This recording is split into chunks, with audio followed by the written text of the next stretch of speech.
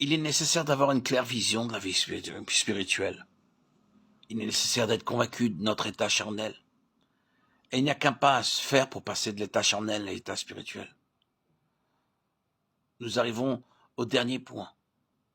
Il est nécessaire de faire le pas décisif, en croyant que Christ a le pouvoir de nous garder, de nous délivrer, de nous libérer de nos fardeaux, de nos difficultés, de notre anxiété, de nos peurs. Ce n'est pas une simple perspective. Ce n'est pas une consécration que nous pouvons obtenir de toute évidence par nos propres forces. Et ce n'est pas une expérience que nous pouvons faire par la puissance de notre volonté. Cela va de soi. Nous sommes charnels. Il nous serait difficile de sortir de ces liens, de ces chaînes. Non. Tous ces éléments peuvent être présents. Mais le principal, c'est de regarder à Christ. Notre libérateur, notre délivrance se trouve en Christ. Il nous faut croire qu'il a la puissance de nous garder demain, après-demain, toujours.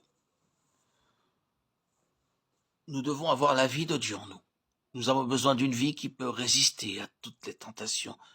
Une vie qui ne durera pas seulement jusqu'à la prochaine réunion de consécration, mais qui durera jusqu'à la mort.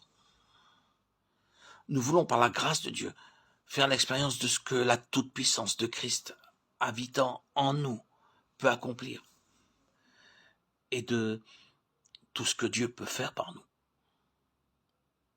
pour nous, en nous. Dieu attend, Christ attend, le Saint-Esprit attend. Ne voyez-vous pas en quoi vous avez eu tort et pourquoi vous avez erré si longtemps dans le désert? Ne voyez-vous pas le bon pays, le pays de la promesse, où Dieu veut vous introduire, vous garder et vous bénir? Rappelez-vous l'histoire de Josué et Caleb et des espions envoyés à Canaan. 10 des espions dirent au retour, nous ne pourrons pas vaincre ces gens-là. Mais Caleb et Josué dirent, nous les vaincrons, car Dieu l'a promis. Saisissez aujourd'hui les promesses de Dieu. Écoutez sa parole. La loi de l'esprit de vie en Jésus-Christ m'a affranchi de la loi du péché et de la mort. Romains 8:2. Emparez-vous de cette promesse.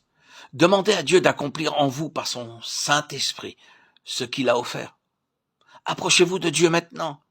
Ne vous inquiétez pas de rien, éprouvez aucune sensation, aucune excitation, aucune illumination.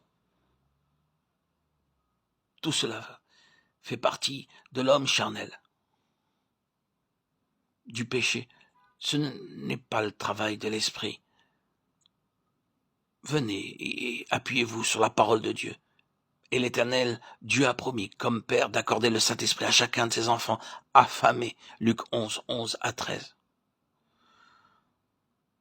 Comment ne vous le donnerait-il pas? Comment ne donnerait-il pas le Saint-Esprit à ceux qui le lui demandent?